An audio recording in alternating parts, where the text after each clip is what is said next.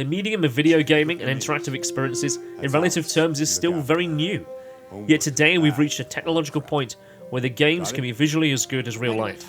Importantly, not every video game has to be, but what we have is the most richest environment where storytellers can share their ideas, and this is what happens when those ideas get inventively spooky. Let's define some boundaries and align our scope here. Titles where ghosts are not just generic enemy types, or a foe to easily overcome, or even spectral guides, but where their existence and presence is a mechanic fundamental to the experience, or a really interesting concept. This is not an exhaustive list, it's more of a tailored set of compelling examples of unusual ghostly experiences to be found in gaming, and one I'm sure that you can suggest titles that could also be included, so be sure to leave your suggestions in the comments below. The year is 1993. Electronic Arts, prior to discovering what a microtransaction was, released The Haunting, starring Poltergeist to the Sega Mega Drive. You're a 90s rad teenage skateboarder sporting a mohawk and leather jacket who's died due to the poor manufacturing of a board, who takes his revenge against the slimy, evil, American-Italian Sardini family, the heads of that greedy manufacturing company. The gameplay sees you possessing spookums around their houses, triggering events to scare the family witness into leaving. You are completely invisible to the family, although the dog can sense you, but more than 400 objects are in the game that have the ability to be interacted with. Scaring each person results in them running out of the room and ectoplasm being produced, which you can then collect. Each member of the family having their own sanity meter, and with a mansion-like houses free to explore, the game lies somewhere between an action game and a simulation, and The Haunting received high accolades and praise on its initial release, and a re-release to the PlayStation Portable happened in 2006.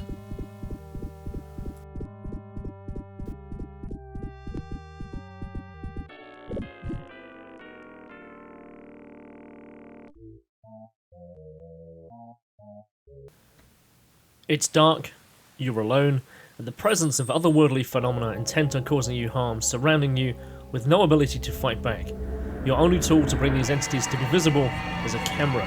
We are of course talking about Fatal Frame, otherwise known as Project Zero, an atmospheric survival horror published by Koei Tecmo. First appeared in 2001 on the PlayStation 2 and has seen 5 mainline entries into the series. Set during 1980s Japan, in each iteration the characters use what is known as the camera obscura. Ghosts are not able to be seen by the player except via the camera obscura, which enables you to capture ghosts on film. Taking photographs allows the player to capture and pacify the spirits. Different ghostly behaviours can be observed, capturing the right moment, centering correctly, more challenging angles, and putting yourself potentially in more danger to enable the capturing of those photographs, causing more damage to the spectral adversaries until they are either released or subdued. Quantic Dream, led by David Cage, have an unusual array of titles in their lineage, pushing cinematic storytelling that seeks to ask deeper questions about the nature of reality, morals and decision-making, tones of social commentary, while taking relatable characters who often are ordinary individuals and placing them in the Twilight Zone scenario where they are facing a fantastical situation out of their depths, exploring what it means to be human and making choices. He's gonna hurt me! Run! Get away, or he's gonna break you like last time! We will focus on one title, Beyond Two Souls, and then tickle another as well.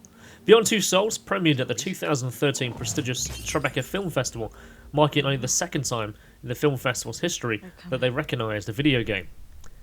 Released then in 2013 to the PlayStation 3 as one of the major Twilight titles, and has since found footing on the PlayStation 4 and PC, Ellen Page and William Dafoe take centre roles as Jodie Holmes and Dr. Nathan Dawkins, an interactive drama and action-adventure. Jodie, one of 2 playable characters, the other is an incorporeal entity called Aiden, a soul spiritually linked to Jodie since her birth. Jodie expresses supernatural abilities due to her psychic link, and held at a research facility all of her life, whilst learning to control Aiden and understanding the powers they share together. Being trained as a potential field agent in a very MK Ultra CIA-inspired way, Jodie escapes to explore the real world, finding love, action, terror, all the while on the run from the forces seeking to control her. Whilst in play, you can switch freely between Jodie and Aiden. Aiden being incorporeal with the ability to pass and move through walls, interact with objects and highlight things for Jodie to do and use, albeit with a tether that limits distance. This optionally instead can be played simultaneously with another player as Aiden, using either another controller or a smartphone, breaking the barrier to accessibility and remarkable storytelling. In addition, Quantic Dream's first major title, The Nomad's Soul, with the unique talents of David Bowie, with the futuristic Blade Runner-esque City of Omicron, with inspirations of Robocop and other 80s future movies. At the time of release in 2000, it was ambitious, a multi-genre game that broke the fourth wall very early, addressing you, the player, to help catch a serial killer, and he's lending you his body. So, as you come to learn, as the apparent protagonist, Kale, can die. A form of virtual reincarnation then takes place, as death is not permanent in this world, as you, the multi-dimensional spirit, are brought in to take control of anyone who touches that body, which opens up intriguing ideas for solving many of the game's elements.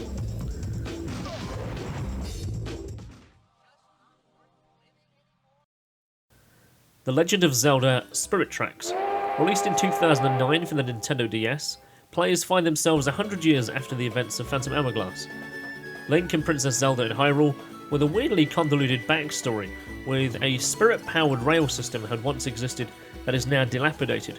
Way back when opposing forces between good and evil collided, and the Demon King was defeated and buried under a tower, and the good spirits then returned to the skies, leaving the people their technology. Clearly someone at Nintendo had been watching Ancient Aliens.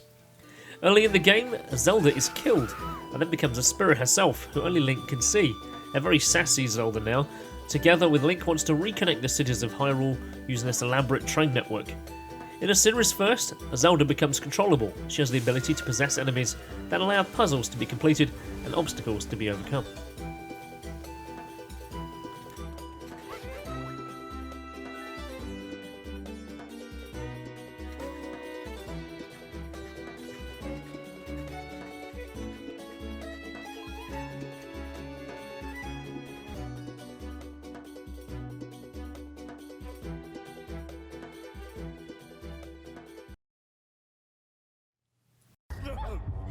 From Monolith Studios, published by Warner Bros. Interactive in the latter months of 2014, was a daring take into the ring-laden lands envisioned by J.R.R. Tolkien. Middle-earth, the shadow of Mordor. From death, a curse binds us together. Who are you? I shaped the history of Middle-earth. I crafted the rings of power. Celebrimbor, greatest smith of the second age. Taken an original story, with the player assuming the role of Talion, a ranger of Gondor, during the 60-year period between the events of The Hobbit and the Fellowship of the Ring, guarding the Black Gates. Talion, as the opening chapters play out, your family is sacrificed by Uruk-hai in the summoning of the wraith of the Elf Lord Celebrimbor, whose spirit then infuses with you. Talion and Celebrimbor, as are two, now set out to avenge the deaths of their respected loved ones. Players are given the open world of Mordor to explore and find adventure, riding great beasts and conquering towers, fighting foes and making enemies that will remember you, your ranger's skills and the spectral elvish abilities that increase through gameplay, completing tasks and finding collectibles. I bet you're two soft-skinned in my pet crowd that rip off your crowd's jawbone. I bet you're three that he couldn't.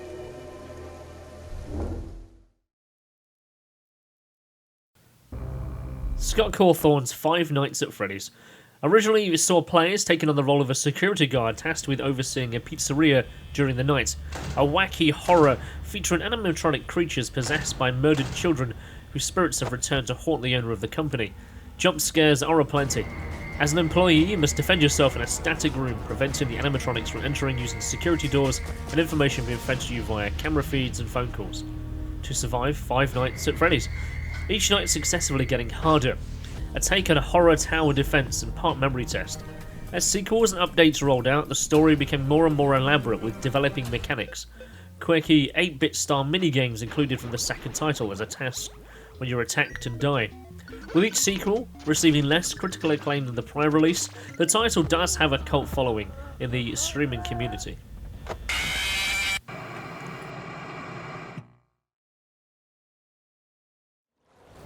Developed and published by Zoink Games in 2018 for the PlayStation VR and PC, sees you as the Ghost Giant, a protector of a very lonely young little boy called Louie who lives on a sunflower farm. You are invisible to all but him. You can explore his world, reaching in to help solve puzzles with your size and abilities, and experiencing a heartfelt story that has touched many. With a little help from a very big friend. But really, who are you?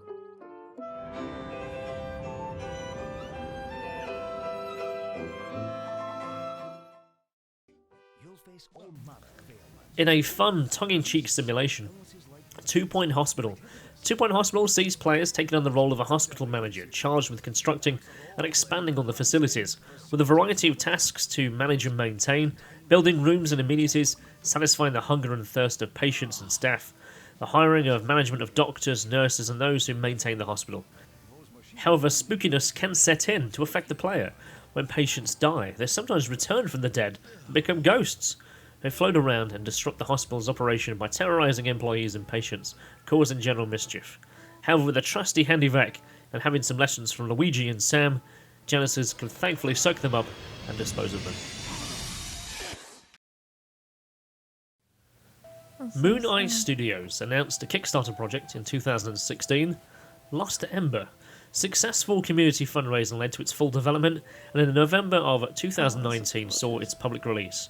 Lost Ember sees the player as the role of a spirit from the Yarana people, a soul who had failed to reach their culture's afterlife, now reincarnated as a wolf, uncovering the secrets of the fallen civilization and a world reclaimed by nature. Gameplay focuses on experiencing this world and a story from a variety of interesting perspectives. The ability to possess different creatures, inhabiting the lush and beautiful environment at will. At launch, the ability to swim in the waters as a fish, roll in the grass as a wombat, fly in the clouds as a parrot, dig underground as a quirky mole, and even traverse the cliffs as a goat. You are free to explore the world as you please.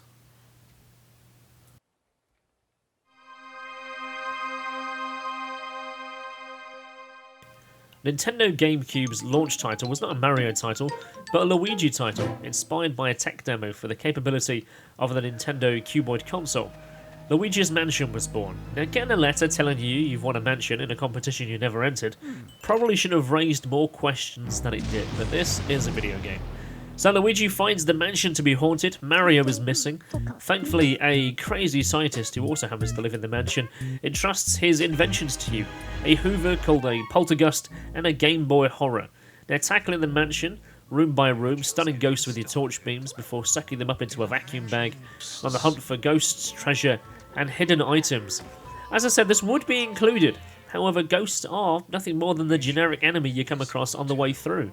The game has found itself to have a couple of sequels, and with that sprinkling of Nintendo magic that has helped it remain fresh and innovative.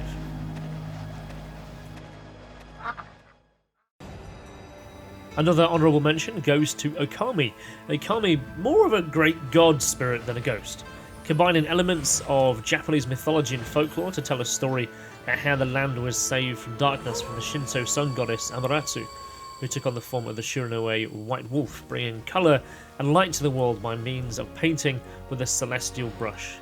As I said, she's more god than ghost. Our last honourable mention today goes to Moss. Moss has you in control of Quill, a sword-wielding mouse. While Small is full of charm and character, environmental puzzles and actions are solved by you, the reader, as the game is presented as chapters of a grand book. Moss is like looking through the opening footnotes of an adventure within a grander adventure. Wind in the Willows meets Lord of the Rings. Now, it misses out on the inclusion, as it's not acknowledged what you are as the invisible force in Quill's adventure, a ghost, an elemental spirit, a god, other than the reader, that despite every so often capturing a glimpse of yourself as a spectral form. So there we are, and I'm sure you're already thinking, wait, he missed one, he missed this, he missed that. You know what, I probably have. You know, if that's the case, make sure you write in those comments below, because I'm sure there's many more examples we can put down there in those comments, and perhaps make a follow-up video to this in the future. Until then, I'm Defying Kristian, and I'll see you soon.